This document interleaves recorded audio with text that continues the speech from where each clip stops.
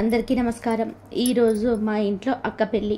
నేను చాలా ఆనందంగా ఉన్నాను. మా ఇంటికి దగ్గరలో కళ్యాణ మంటపం పెళ్ళి జరిపించాము. మా అక్క పెళ్ళి కోసం చాలా ఏళ్ళుగా ఎదురు చూస్తున్నాము. ఎందుకంటే అక్కకు పెళ్లి వయసు దాటిపోవడంతో సంబంధాలు రావడం లేదు. కానీ సడన్గా ఒక మంచి ఇంటి నుండి సంబంధంగా వచ్చింది. అంత త్వరగా పెళ్లి తేదీని ఖరారు చేసుకున్నాం. మేమంతా సంతోషంగా ఎదురు చూసిన ఆ పెళ్లి రోజు రానే వచ్చింది. ఇంటి నుండి బంధువులందరూ కళ్యాణ మంటపానికి వెళ్ళారు. ఇప్పుడు నేను మా తమ్ముడు మాత్రమే మిగిలి ఉన్నాం. మేము ఇద్దరం బయలుదేరి కళ్యాణ మంటపం చేరుకునేసరికి అబ్బాయి వాళ్ళు ఊరేగింపుతో మంటపానికి చేరుకున్నారు. మేము వారందరికీ ఘన స్వాగతం పలికాం. పెళ్లి తంతు మొదలైంది. ఆపై పంతులు గారు ఆచారాలతో వివాహం జరిపించారు. మా అక్క వివాహం చాలా సంతోషకరమైన వాతావరణంలో జరిగింది. ఇక అప్పగింతల సమయంలో మాకు అత్తగారు మా ముందు ఒక వింతైన షరతు పెట్టారు. అలాంటి షరతు విని మేమందరం ఆశ్చర్యపోయాం. ఆమె మొండి పట్టుదలతో ఎలాగైనా ఈ షరతులను నెరవేర్చుకోవాలనుకున్న మేమందరం ఒకే ఒకరం చూసుకుంటూ ఉన్నాం. బంధువులు కూడా తమలో తాము గుసగుసలాడుకోవడం ప్రారంభించారు. అసలు ఇలాంటి షరతులు ఎప్పుడూ చూడలేదు, వినను కూడా లేదు. అయితే నా పేరు శౌర్య, మా అక్క పేరు హేమ. ఇప్పుడు నాకు 24 ఏళ్ళు. కానీ అక్క నాకంటే 6 ఏళ్ళు పెద్దది. ఇప్పుడు అక్కకి 30 ఏళ్ళు. మా అక్క ఇంటర్మీడియట్ వరకే చదువుకుంది. ఆ తర్వాత చదువుపై తనకు పెద్దగా ఆసక్తి లేకపోవడంతో చదువు మానేసింది. మా అక్కకు కుకింగ్ మరియు బేకింగ్ చేయడం అంటే చాలా ఇష్టం. కాబట్టి అందులోనూ తన దృష్టాన్ని పరీక్షించుకోవాలని ఒక చిన్న వ్యాపారం చేయదలుచుకుంది. మేమందరం ఆమెకు మద్దతుగా నిలబడడంతో ఒక చిన్న బేకరీని ఓపెన్ చేసింది. అక్క ఇంట్లో వంట మరియు బేకింగ్ చేసే చిన్న సెటప్ తయారు చేసి ప్రజలకు హోమ్ డెలివరీ చేయడం ప్రారంభించింది. మా నాన్న కూడా అక్కకు ఈ బిజినెస్లో సహాయంగా ఉండడం ఫుల్ సపోర్ట్ చేసేవారు. అక్క ఆర్డర్ ప్రకారం ఫుడ్ ఐటమ్స్ ప్రిపేర్ చేసి ఇస్తే నాన్న డెలివరీ చేసేవాడు. మేమందరం ఇంట్లో సంతోషంగా ఉన్నాం. మా నాన్న కూడా ఒక కంపెనీలో ఉద్యోగం చేసేవారు. జీతం కూడా బాగానే ఉండడంతో డబ్బులకు లోటు లేకుండా ఉండేది. అక్క వ్యాపారం కొద్దిగా విస్తరించడంతో మా నాన్నగారు వెంటనే డెలివరీ బాయ్ని నియమించుకున్నారు. అతను ప్రతి ఆర్డర్ ప్రకారం పేమెంట్ తీసుకొని ఫుడ్ డెలివరీని చేసేవాడు. అక్క ఈ వ్యాపారం ప్రారంభించినప్పుడు నేను డిగ్రీ చదువుతున్నాను. నాకు చదువు అంటే చాలా చాలా ఇష్టం. మరి నేను మా ఎంఎస్సి పూర్తి చేసి మంచి కళాశాలలో ప్రొఫెసర్ కావాలనుకున్నాను. ఒకరోజు మా ఇంట్లో మా అమ్మ నాన్నలు మా అక్క సంబంధం గురించి మాట్లాడుకోవడం మొదలుపెట్టారు. అమ్మ మాటలు విన్న అక్క ఇప్పుడిప్పుడే నా వ్యాపారం బాగా నడుస్తుంది. నేను సెటిల్ అవ్వాలంటే నాకు మరింత సమయం కావాలి అంది. కానీ అమ్మ నాన్నకి పెళ్ళికి ఇదే సరైన సమయం. తర్వాత మీ అభిరుచులను కొనసాగించండి అని అమ్మ నాన్నలు ఒత్తిడితో మా అక్క కూడా తన అభిప్రాయాన్ని చెప్పింది. అక్కపై చాలా సంతోషంగా మా అక్కకు సంబంధాలు చూడడం ప్రారంభించారు. మా బంధువులందరికీ ఫోన్ చేసి ఎవరైనా మంచి అబ్బాయి ఉంటే చెప్పమని అడిగేవాళ్ళు.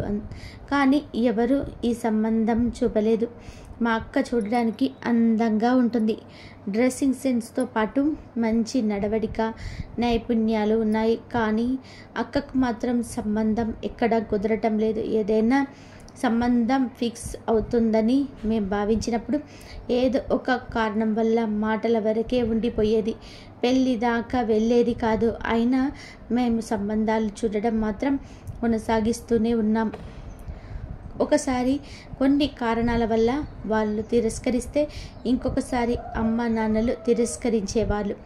దీంతో అక్క విసిగిపోయేది.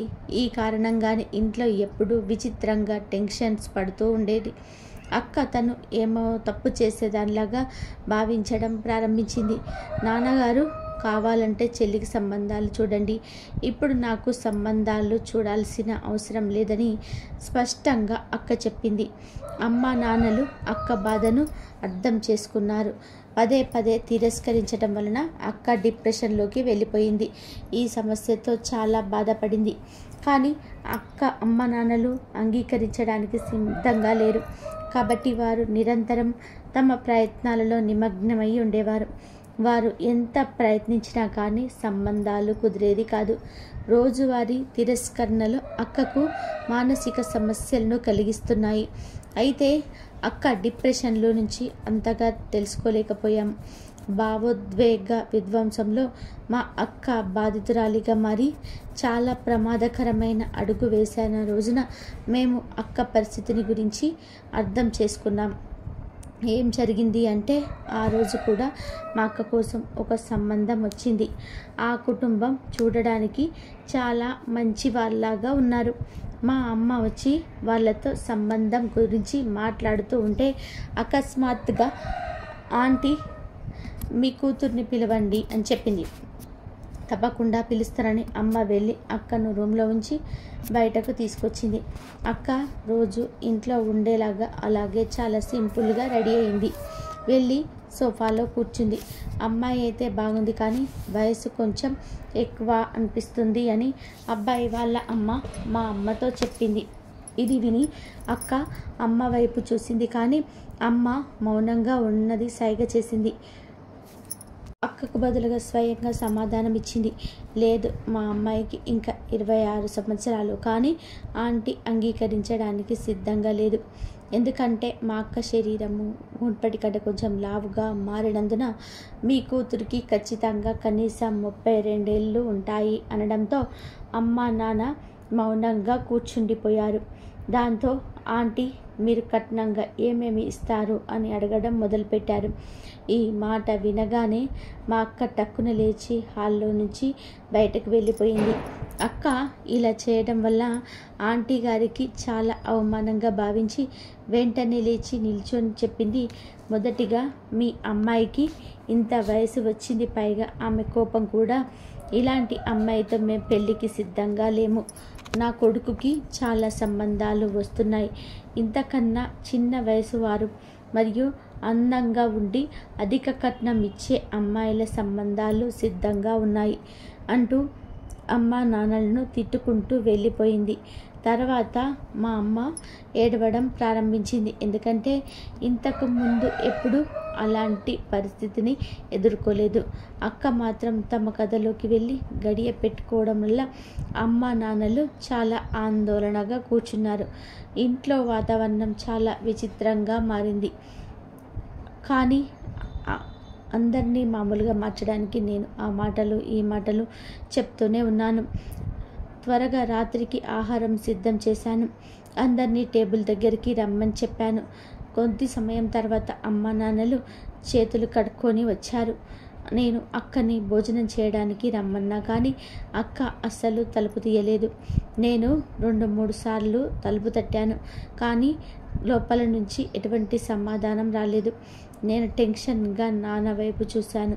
నాన్న నా చూపుల నుంచి తన కళ్ళను పక్కకు తిప్పుకున్నాడు. చేసేదేం లేక బలవంతంగా తినడానికి కూర్చున్నాం. మేము అందరం అనుకున్నాం, బహుశా అక్క రూమ్లో ఉండి బాధపడుతుందేమో అని. కానీ అప్పటికి 4 గంటలు గడిచాయి. అక్క ఇంకా తలుపు తెరవలేదు. తిన్న తర్వాత నేను మళ్ళీ వెళ్ళి తలుపు కొడుతూ గట్టిగా అరిచాను. ఈసారి కూడా అక్క సమాధానం ఇవ్వలేదు. ఇప్పుడు కొంచెం కంగారుగా అనిపించింది.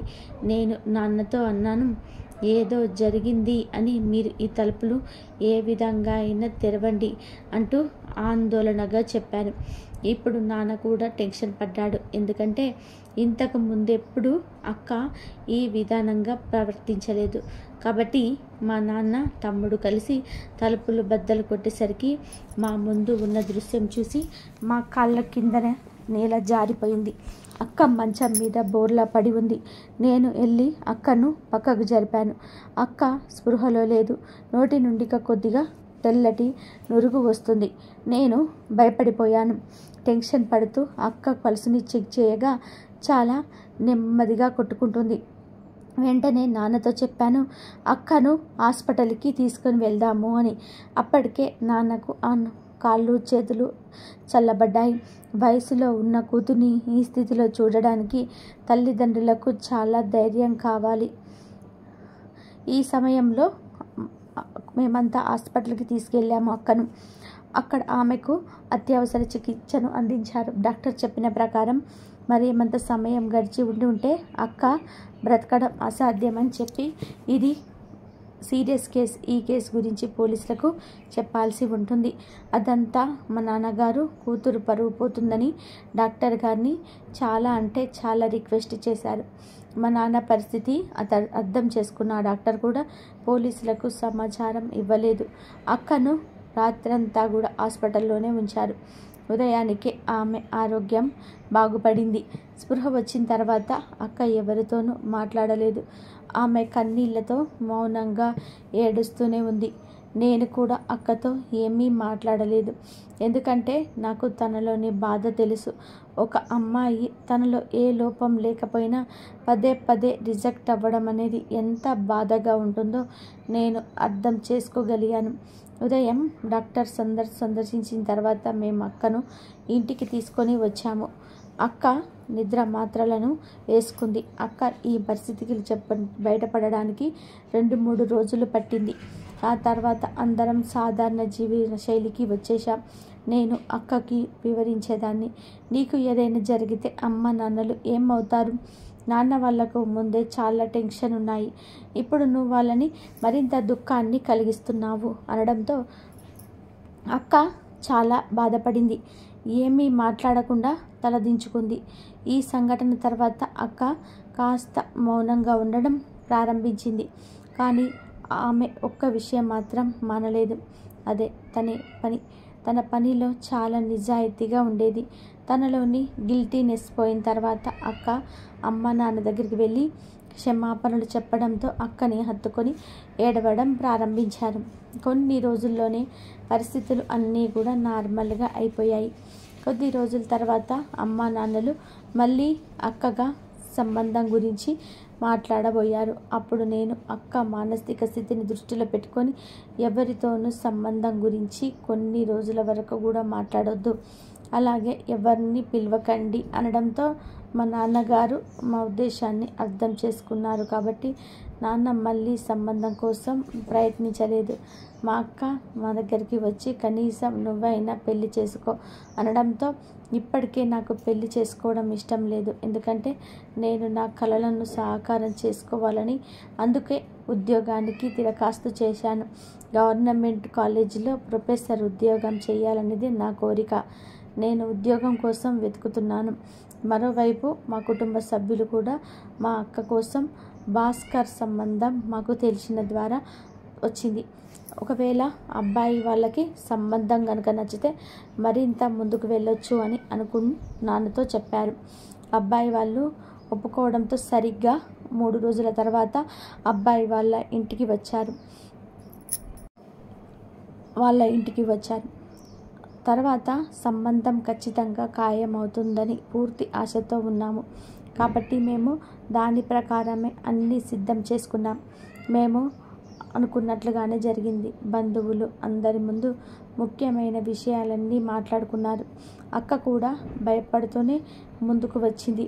ఎందుకంటే ఈరోజు కూడా తనని రిజెక్ట్ చేస్తారేమో అని. కానీ ఆమెకు కూర్చున్న కొద్దిసేపటికే అక్క నచ్చింది అని పెళ్లి సంబంధం ఖరారు చేశారు. అమ్మ నాన్న నోరు తెరిచి చూస్తూ ఉండిపోయారు. ఎందుకంటే ఈ సంబంధం ఇంత త్వరగా కుదురుతుందని వారు ఊహించలేరు. కాబట్టి ఆ సమయంలో ఎలాంటి అభ్యంతరం చెప్పలేదు. దీనికి సిగ్గుపడుతూ అక్క లోపలికి వెళ్ళిపోయింది. అక్క పెళ్ళి ఖరారు అయింది. నా తల్లిదండ్రులు, అక్క, నేను చాలా సంతోషంగా ఉన్నాను. ఆఖరికి తన సహనానికి ప్రతిఫలం లభించింది. బాగా చదువుకున్న మంచి డాక్టర్ తన జీవిత భాగస్వామిగా రాబోతున్నాడు. వాళ్ళు కూడా అమ్మా నాన్నలను ఇంటికి ఆహ్వానించారు. 3 రోజుల తర్వాత అమ్మా నాన్నలు అబ్బాయి వాళ్ళ ఇంటికి వెళ్ళారు. భాస్కర్ వాళ్ళని పెద్ద బంగ్లా ఉంది. ఇంట్లో ప్రతి లగ్జరీ వస్తువు ఉంది. పదే పదే ఇంటిని చూస్తూ నేను అమ్మ మురిసిపోయాము. అబ్బాయి కూడా చాలా సంస్కారవంతుడు, ప్రేమగలవాడు. అంతా బాగానే ఉంది. అలా కూర్చొని ఉండగా భాస్కర్ వాళ్ళ అమ్మ వచ్చి, వదిన, నేను మీతో ఒక ముఖ్యమైన విషయం మాట్లాడాలి అనుకుంటున్నాను. మీరు ఈ విషయం అర్థం చేసుకుంటారని ఆశిస్తున్నాను అని మా అమ్మతో చెప్పినప్పుడు వదిన చెప్పండి అని అని నిజానికి నేను అనారోగ్యంగా ఉన్నాను. నాకు షుగరు మరియు బీపీ రోగాలు ఉన్నాయి. నా ఆరోగ్యం ఎప్పుడు ఎలా ఉంటుందో తెలియదు. అందుకే త్వరగా పెళ్లి చేయాలని కోరుకుంటున్నాను. నా కొడుకు పెళ్లి చేసిన తర్వాత నేను ప్రశాంతంగా చనిపోతాను. నా విన్నపం ఒకటే, పెళ్లి తేదీని త్వరగా తెలియజేయండి అని చెప్పినప్పుడు అమ్మ నాన్న వైపు చూసింది. ఎందుకంటే అమ్మ ఒంటరిగా నిర్ణయం తీసుకోలేదు. అందుకే తండ్రి అభిప్రాయం తెలుసుకోవాలని అనుకుంటుంది.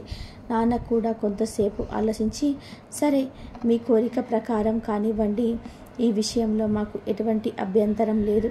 పెళ్లి పనులన్నీ చేసుకోవడానికి కొంత సమయం ఇవ్వండి. దాని ద్వారా మేము పెళ్ళి ఘనంగా చేయగలుగుతాము అని మా నాన్న అన్నప్పుడు, అన్నయ్య అసలు కంగారు పడకండి, మాకు కట్నం అస్సలు వద్దు.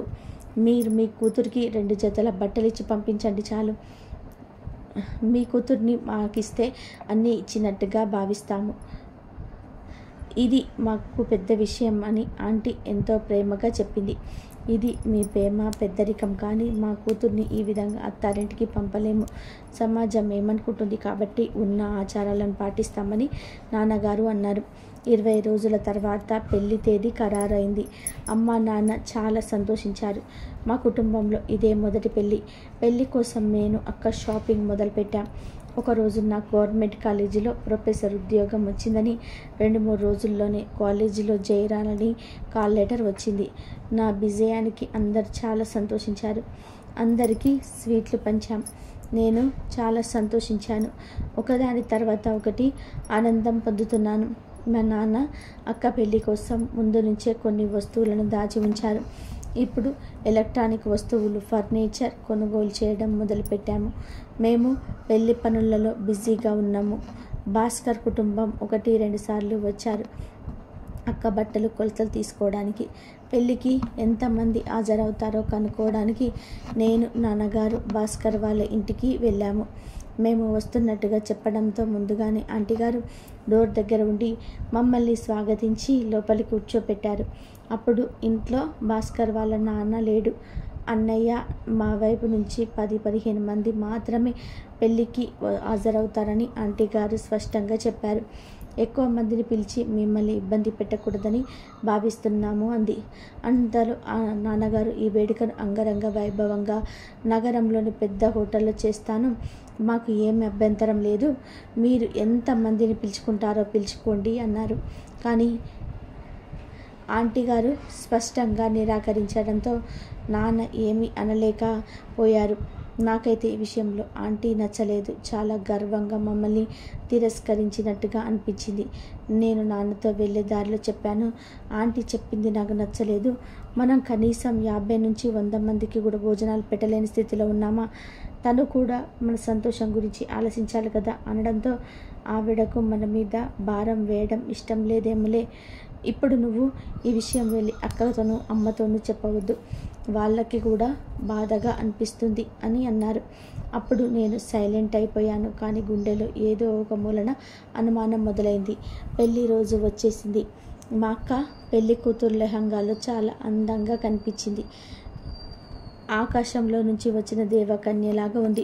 నేను ఎప్పుడు వాళ్ళ అక్కను ఎప్పుడు సింపుల్గా చూశాను. అమ్మ నాన్న కూడా అక్కను చూస్తూ సంతోషంగా నవ్వుతూ ఉన్నారు. అక్క విడిచిపెట్టి వెళ్ళిపోతుంది అన్న బాధ సంతోషంగా ఉండనివ్వడం లేదు. పెళ్లి వేడుక బాగా జరిగింది. అయితే హఠాత్తుగా ఒక మాట అందరినీ కలిసివేసింది. భాస్కర్ వాళ్ళ అమ్మ, ఇది మా ఆచారం, అప్పగింతల తర్వాత పెళ్లి కూతురిని ముందుగా హాస్పిటల్కి తీసుకెళ్ళి ఆ తర్వాత మాత్రమే తనని ఇంటికి తీసుకెళ్తాము అని. ఇది విన్న మా అమ్మ చాలా ఆశ్చర్యపోయి, ఇంతకుముందు ఇలాంటివి చూడలేదు వినలేదు అని, ఇది వింత ఆచారమని ఆ అమ్మ కోపంగా చెప్పింది. కానీ ఆంటీ మాత్రం ఇది వాళ్ళ ఇంటి ఆచారమని, వాళ్ళ కుటుంబంలో చాలా ఏళ్ళుగా కొనసాగుతుందని, కానీ తన ఆచారాన్ని ఆమె అనుకోలేనని మొండిగా చెప్పింది. దాంతో అమ్మ, మీరు అలా ఎలా కొత్త పెళ్లి కూతుర్ని ఇంటికి తీసుకెళ్లకుండా హాస్పిటల్కి తీసుకెళ్తారు? ఇది ఎక్కడ ఆచారం అనడంతో, ఇది ఇక్కడి మా ఆచారం. మీ ఆచారంని ఖచ్చితంగా పాటించాల్సిందే. ఇది మీరు వరకు మిమ్మల్ని దేనికోసం బలవంతం చేయలేదు. మీ నుండి మేము ఎటువంటి నియమాలు చేయలేదు. ఇప్పుడు మేము దీన్ని అంగీకరించాలి. ఆంటీ మాటలు విని అమ్మ మౌనంగా ఉండిపోయింది. ఈ మాట తెలియడంతో పెళ్లికి వచ్చిన వాళ్ళు అమ్మకు మద్దతుగా నిలిచారు. అమ్మ నాన్నకి అస్సలు ఇష్టం లేకపోవడంతో కొంత చర్చల తర్వాత అబ్బాయి కుటుంబం వాళ్ళు ఒప్పుకున్నారు. అప్పగింతల తర్వాత అక్కకు వీడ్కోలు పలికాము. అక్కను కారులో కూర్చోబెట్టుకుని భాస్కర్ వాళ్ళ అమ్మా నాన్నలు, వాళ్ళ బంధువు అందరూ వెళ్ళిపోయారు. అమ్మా నాన్నలు కూడా వాళ్ళ వెనకాల ఇంటికి బయలుదేరారు. మరుసటి రోజు వ్రతం ముగించుకొని మేము ఇంటికి తిరిగి వచ్చేసాము. పెళ్ళైన 3వ రోజు అక్క ఫోన్ చేసి బావ హాస్పిటల్లో స్టాఫ్కి పరిచయం చేయడానికి తీసుకెళ్తారని చెప్పి పెళ్ళి అడవిలో వచ్చేటప్పుడు ఒక బ్యాగ్ ఇంట్లో మర్చిపోయారు. దాన్ని తీసుకొని హాస్పిటల్కి రమ్మని అక్క అనడంతో అక్కని చూసినట్టు ఉంటుంది, కలిసినట్టు ఉంటుందని నేను, అమ్మ, నాన్న బయలుదేరి వచ్చాము. అక్క కోసం చాలాసేపు హాస్పిటల్లో ఎదురు చూస్తూ ఉన్నాం. కానీ అక్క ఎక్కడ కనిపించడే లేదు. అక్క ఫోన్ ట్రై చేస్తే నాట్ రీచబుల్ అని వస్తుంది. దాంతో భయం వేసి బావగారికి వాళ్ళ అమ్మగారికి చేసిన అదే వస్తుంది, నాట్ రీచబుల్ అని. అక్కను ఒంటరిగా హాస్పిటల్కి పంపించినందుకు చాలా భయం వేసింది. అమ్మ నేను షాక్తో అయోమయంగా కూర్చున్నాం. అయితే నాకు కొంతసేపటికి ఓపిక నశించి నేను బయటకు పరిగెత్తుతూ వచ్చి అక్కడున్న సిబ్బందిని అడిగాను. కానీ ఎవరికి ఏమీ తెలియదు అనడంతో చాలా బాధగా ఉంది. అక్క, భాస్కర్ ఎక్కడ కనిపించటం లేదు. బహుశా అక్క ఇంటికి వెళ్ళి ఉండవచ్చు అనుకొని భాస్కర్ ఇంటికి వెళ్ళాం. అక్కడ కూడా తాళం వేసి ఉంది. ఇరుగు పొరుగు వాళ్ళని అడగగా ఆ వ్యక్తుల గురించి ఎవరికి ఏమీ తెలియదు. అందరూ ఇదే చెప్పారు. ఇంతకుముందే ఇంటిని ఖాళీ చేసి వెళ్ళిపోయారని, ఇంటికి కొన్ని నెలల క్రితమే రెంట్కు తీసుకున్నారని, అలాగే వారి కొడుకుకు పెళ్ళి అనే విషయం ఎవరికీ తెలియదు అనడంతో అమ్మ టెన్షన్ పడడం వల్ల బీపీ ఎక్కువైంది, ఆరోగ్యం పాడైంది. అమ్మని అక్కడే హాస్పిటల్లో చేర్పించి నేను, నాన్న రాత్రంతా అమ్మ దగ్గరే ఉన్నాం. ఉదయాన్నే అమ్మ పరిస్థితి పడినందుకు దేవుడికి థ్యాంక్స్ చెప్పుకున్నాం. డాక్టర్ అమ్మని చూసి డిశ్చార్జ్ చేశారు. ఇంటికి వచ్చాం. ఇప్పటి వరకు అక్క గురించి ఏ వార్త వినలేదు. ప్రతి క్షణం మాకు భారం అవుతుంది. మేము ఆమెకు వివాహం చేసి తనకు వీడ్కోలు చెప్పిన తర్వాత అక్క కనిపించకుండా మాయమైపోయి మమ్మల్ని కలవరపెడుతుంది. ఈ మాటలు మమ్మల్ని టెన్షన్లో పడేస్తున్నాయి. ఈ మనుషులు ఎలా ఒక్క రోజుల్లోనే ఇంటిని వదిలిపెట్టి వెళ్ళారో, అక్కని ఎక్కడికి తీసుకెళ్లారో తెలియటం లేదు. అసలు వారి ఉద్దేశం ఏమిటి? దాని గురించి ఆలోచిస్తూ ఉంటే సడన్గా నాకు కాల్ వచ్చింది. పోలీస్ కంప్లైంట్ ఇద్దాము, లేదంటే అక్కకు ఏదైనా పెద్ద నష్టం కలగవచ్చు అని నాన్నకు చెప్పాను. ఈ విషయం తెలిస్తే మన పరువు పోతుంది. అక్క పెళ్లిలో జరిగిన విషయానికి ఇప్పటికే చాలామంది కథలుగా చెప్పుకుంటున్నారు. ఇలాంటి సమయంలో నేను పోలీస్ దగ్గరికి వెళ్ళి కంప్లైంట్ ఇస్తే సర్వత్రా చర్చలు మొదలవుతాయని నాన్న అన్నారు. నాన్న, అక్క పాపం, తన గురించి కూడా ఆలోచించాలి కదా. పరువు నష్టం అంటూ కూర్చుంటే అక్క ప్రాణాలు ప్రమాదంలో పడే అవకాశం ఉంది అని చెప్పారు. అమ్మ ఏడుస్తూ చెప్పింది, శౌర్య చెప్పింది నిజమే. వెళ్ళి పోలీస్ కంప్లైంట్ ఇవ్వండి, నా బిడ్డను నాకు తీసుకొచ్చి ఇవ్వండి. ఇప్పుడు తను ఏ పరిస్థితిలో ఉందో అని అనడంతో నాన్నగారు టక్కున లేచి లోపలికి వెళ్ళారు. మేమిద్దరం చాలా బాధపడుతున్నా కానీ మాకన్నా ఎక్కువగా మా నాన్న ఆందోళన చెందుతున్నారని నాకు అర్థమైంది. నాకైతే ఒక క్షణం ఒక యుగంలాగా కనిపించింది. మాకు నిద్ర రావటం లేదు. నేను నాన్నగారితో చెప్పాను, పోలీస్ రిపోర్ట్ ఇవ్వండి అని. కానీ నాన్న మాత్రం ఈ రాత్రి వరకు చూద్దాం, ఏమైనా తెలుస్తుందేమో, లేకపోతే రేపు పోలీస్ స్టేషన్లోకి వెళ్ళి రిపోర్ట్ చేస్తాను అని అనడంతో మేము సైలెంట్ అయ్యాం. బహుశా నాన్న ఈ మాట ఆలోచించి అంటున్నారనుకున్నాం. అమ్మ ఆరోగ్యం పాడవుతుంది, షుగర్ లెవెల్స్ పెరుగుతున్నాయి, కొన్నిసార్లు అమ్మకు బీపీ పెరుగుతుంది. ఇలా చూసుకుంటూ చాలా కష్టంగా రాత్రి గడిచిపోయింది. ఇప్పటి వరకు అక్క చాడలేదు. మరుసటి రోజు ఉదయం బీపీ ఎక్కువై అమ్మ పడుకొని ఉండగా నాన్న టెన్షన్గా అటు ఇటు తిరుగుతూ ఉన్నాడు. మా అక్క ఇప్పుడు ఏ పరిస్థితుల్లో ఉందో తెలియటం లేదని నేను టెన్షన్గా ఆలోచిస్తున్నాను. ఇలా రోజంతా గడిచిపోవడంతో పోలీసులకు ఎందుకు ఫిర్యాదు చేయడం లేదని మా నాన్నతో గొడవకు దిగాను. ఇలా ముడుచుకొని కూర్చుంటే సాధించేది ఏమీ ఉండదని నాన్న ఇప్పుడు స్టేషన్కి వెళ్ళడానికి రెడీ అవుతున్నారు. అప్పుడు తలుపులు కొట్టిన శబ్దం ఆశ్చర్యంగా నాన్న వైపు చూసే సమయంలో ఎవరు వచ్చారో తెలియటం లేదు. దగ్గరికి వెళ్ళగానే ఎదురుగా అక్కను చూసి షాక్ అయ్యాను. ఏడుస్తూ అక్క స్పృహ కోల్పోయింది. వెంటనే అరుస్తూ నాన్నను అమ్మని పిలిచాను. ఇద్దరు పరుగున వచ్చారు. అక్కడ చూసి ఆశ్చర్యపోయారు. మొదట ఆ దేవుడికి కృతజ్ఞతలు చెప్పుకొని స్పృహ తప్పి పడిపోయి ఉన్న అక్కని చూసి కంగారు పడి తన లోపలికి తీసుకువచ్చాక కొంతసేపటికి అక్క స్పృహలోకి వచ్చింది. అక్క ముఖం పాలిపోయి ఉంది. కొన్నాళ్ళుగా అనారోగ్యంతో ఉన్నట్లుగా అనిపించింది. వెంటనే అక్క తన వైపు కుడివైపున చెయ్యి వేసింది. తన ముఖంలో ఎంతో బాధ కనిపించడంతో ఏం జరిగింది, నీ కడుపులో నొప్పిగా ఉందా అని అక్కని అడగగా ఆమె తల ఊపింది. అక్క సరిగ్గా మాట్లాడలేకపోతుంది. సైగలు చేస్తూ నీళ్లు కావాలని అడిగింది. నేను త్వరగా వంటగదికి వెళ్ళి నీళ్లు తెచ్చి అక్కకు తాగించాను.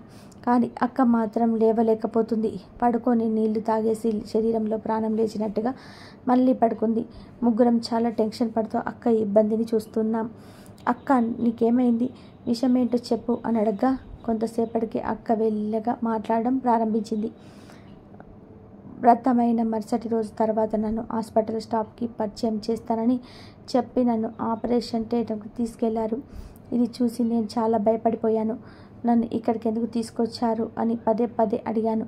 కానీ నా ప్రశ్నలకు ఎవ్వరూ సమాధానం చెప్పకపోవడంతో నేను చాలా కంగారు పడ్డాను. ఇంతలో భాస్కర్ మరియు అతని కుటుంబ సభ్యులు ఆపరేషన్ థియేటర్కి వచ్చారు. వారిలో ఒకరు నా ముక్కుకు వాసన చూపించడం ఏంటని నేను అపస్మారక స్థితిలోకి వెళ్ళాను. ఆ తర్వాత నాకు స్పృహ తప్పింది. నన్ను ఆసుపత్రి నుండి ఎలా బయటకు తీసుకొచ్చారో నాకు తెలియదు. ఆసుపత్రి నుంచి బయటకు తీసుకొచ్చిన తర్వాత ఖాళీగా ఉన్న ఇంట్లోకి ఎలా వచ్చానో తెలియదు. కానీ స్పృహలోకి వచ్చాక మెల్లగా కళ్ళు తెరిచి చూశాను. అది పాత ఇల్లు. ఒక మంచం మీద పడుకోబెట్టారు. అలాగే నా దగ్గర ఉన్న టేబుల్ మీద ఏదో పడి ఉన్నాయి. అవి డాక్టర్స్ ఉపయోగించే సామాన్లు. నేను భాస్కర్ని అక్కడ చూశాను కానీ ఆ సమయంలో నాకేమీ అర్థం కాలేదు. తర్వాత నేను స్పృహలోకి ఎన్ని గంటలకు వచ్చానో తెలియలేదు. నా శరీరం అంతా కూడా తీవ్రమైన నొప్పి అలసటతో ఉంది. నేను నా పొడి వైపున చేవేసి గట్టిగా అరిచాను కానీ అక్కడ ఎవరూ లేరు. ఆ సమయంలో నా అరుపు విని ఎవ్వరూ వచ్చే అవకాశం లేదు. నేను ఇంకా హాస్పిటల్లో బెడ్ లాంటి బెడ్ పైనే ఉన్నాను. కానీ కాళ్ళు చేతులు కట్టేసి ఉంచారు. నేను చుట్టూ చూసాను కానీ నాకు ఎక్కడ కనిపించలేదు. నాకు చాలా భయం వేసింది. ఇలా బాధతో నొప్పితో ఎంత సమయం గడిచిందో తెలియదు. అక్కడ సాయంత్రం నేను భాస్కర్ని చూశాను. అతను నన్ను చూడడానికి వచ్చాడు. నేను అడిగాను, మీ నన్ను ఏం చేశారు? నేను మీ భార్యని అనడంతో నువ్వు భార్యవు కావు, నేనైతే ఈ వివాహం కేవలం నా ప్రయోజనం కోసం మాత్రమే చేసుకున్నాను అన్నాడు. అప్పుడు నేను ప్రయోజనమా, ఏం ప్రయోజనం అని అడిగాను. నేను మనుషుల అవయవాలతో వ్యాపారం చేస్తాను. నీ యువతల శరీర భాగాలను అమ్మేస్తాను. నాకు డిమాండ్ వచ్చినప్పుడు నేను వాటిని అధిక ధరలకు అమ్ముతాను. ఎందుకంటే ఇవి ఎవరికైనా దానం చేయడానికి, మందులలో, మేకప్ ప్రొడక్ట్స్లో కూడా ఉపయోగపడతాయి. నాకు ఒక అమ్మాయి కిడ్నీ డిమాండ్ ఉంది. ఆమె చాలా ధనిక కుటుంబానికి చెందినది. ఆమె తన ఒక్క కూతురి కోసం కిడ్నీ మార్పిడి కోరుకుంది. తను నాకు అడిగిన దాంట్లో ధనం చెల్లించడానికి సిద్ధంగా ఉంది. కాబట్టి నేను నిన్ను వివాహం చేసుకున్నట్లుగా నటించాను. నీ కిడ్నీలో ఒకదాన్ని తీసివేసి నేను రెట్టింపు ధరకు అమ్ముకున్నాను. ఇప్పుడు నాకు మరో కిడ్నీ డిమాండ్ వచ్చేంత వరకు నువ్వు నాతో ఉంటావు. ఆ తర్వాత నేను నీ పని ముగించి నిన్ను ఎక్కడైనా పడేస్తాను. మీ ఇంటి వాళ్ళు గుర్తు కూడా పట్టలేరు. అతడి మాటలు నాకు చాలా భయం వేసింది. ఏడ్చాను. కొంచెం సేపటి తర్వాత భాస్కర్ అక్కడి నుంచి వెళ్ళిపోయాడు. నాకు ఆలోచించే ఛాన్స్ దొరికింది. నేను ఇక్కడి నుంచి పారిపోవాలి అనుకున్నాను. ఈ విధంగా నేను ఇక్కడ చావలేను. ఒక చేతికి కట్టిన తాడుగా వదులుగా ఉంది. నేను కొంచెం ప్రయత్నించి కొంత దూరంలో కత్తెను తీసుకొని చేత్తో కాళ్ళ తాళ్లను కత్తిరించడం ప్రారంభించాను.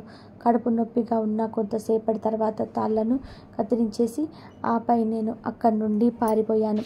ఆ ప్రదేశం నగరానికి చాలా దూరంలో ఉంది. నాకు కిడ్నీలో ఒకటి ఆపరేషన్ చేసి కదిలించారు. నడవడం వల్ల కడుపు భరించరానంత నొప్పిగా ఉంది. ఎలాగో అలాగా రోడ్డు పక్కకు చేరి అక్కడి నుండి లిఫ్ట్ తీసుకొని ఇంటికి వచ్చాను. అక్క భయంకరమైన కథ చెప్పగానే మేమందరం బొమ్మల్లాగా మారిపోయాము. వాళ్ళు ఎంత క్రూరమైన మరియు ప్రమాదకరమైన మనుషులు. ఆ దేవుడు దయ వల్ల మా అక్క ప్రాణాలతో బయటపడింది. ఈ సమయంలో నాన్న లేచి బయటికి వెళ్ళాడు. ఎక్కడికి వెళ్ళిందో తెలిసింది. ఇంతకుముందు చేయని పని ఇప్పుడు చేయడానికి వెళ్తున్నాడు. నాన్న పోలీసులకు ఫిర్యాదు చేయడానికి వెళ్తున్నారు. అక్క మానసికంగా చాలా బాధపడింది. 1 సంవత్సరం గడిచింది. ఈ ప్రమాదం తర్వాత నాన్న కష్టానికి ఫలితం దక్కింది. భాస్కర్ పట్టుబడ్డాడు. పోలీసులు అతని సకల మర్యాదలతో గౌరవిస్తున్నారు. అతని సహచరులు కూడా పోలీసులను అదుపులోకి తీసుకున్నారు. అక్క నిదానంగా తన ప్రపంచంలోకి వచ్చింది. మా నాన్నలు ఇంకెప్పుడు నా పెళ్లి గురించి మాట్లాడవద్దు అంది. ఆమె తన వ్యాపారాన్ని మళ్ళీ ప్రారంభించింది. మా అక్క రెస్టారెంట్ నడపడం ప్రారంభించిన అమ్మా నాన్న మరియు మా ముందు పెళ్లి గురించి మాట్లాడలేదు. పెళ్లి అనేది జీవితంలో ముఖ్యమైన భాగం కాదు. పురుషుడి అవసరం లేకపోయినా స్త్రీ తన కాళ్ళపై తను నిలబడగలుగుతుంది అని ఒంటరిగా తన జీవితాన్ని గడపగలదు. అమ్మ మరియు నాన్నలకు ఉదయంలో ఎక్కడో ఒక చోట కుమార్తెలిద్దరికీ కుటుంబం ఉండాలని కోరుకుంటారు. ఇప్పుడు ఈ సంఘటన జరిగి 3 సంవత్సరాలు దాటిపోతుందని మా నాన్నగారు బాధపడుతూ ఉండేవారు. కానీ ఏమీ చెప్పలేకపోయేవారు. ఆ రోజు అమ్మా నాన్నల సమస్య తీరింది. నా ప్రొఫెసర్లో ఒకరిని పెళ్లి చేసుకున్నాను. అతని పేరు రామ్. నా పేరెంట్స్కి చెప్పగానే అమ్మా నాన్న సంతోషించి హ్యాపీగా ఫీల్ అయ్యి పెళ్లి జరిపించారు. రామ్ చాలా మంచివాడని చాలా బాగా చూసుకుంటున్నాడు. జీవితంలో ఎలాంటి లోటు లేదు. ఎక్కడ చూసిన ఆనందమే. అప్పుడప్పుడు నా అక్క గురించి తలుచుకున్నప్పుడు నా హృదయం దుఃఖంతో నిండిపోయేది. మరియు రామ్ లాంటి జీవిత భాగస్వామి మా అక్క జీవితంలోకి రావాలని భగవంతుణ్ణి ప్రార్థిస్తున్నాను. ఆమె జీవితంలోని అన్ని ఆనందాలను పొందాలని నేను కోరుకుంటున్నాను. ఈ వీడియో నచ్చితే ప్లీజ్ లైక్ చేసి ఛానల్ని సబ్స్క్రైబ్ చేసుకొని పక్కనే ఉన్న బెల్ ఐకాన్ని ప్రెస్ చేయడం మాత్రం మర్చిపోవద్దు. ధన్యవాదాలు.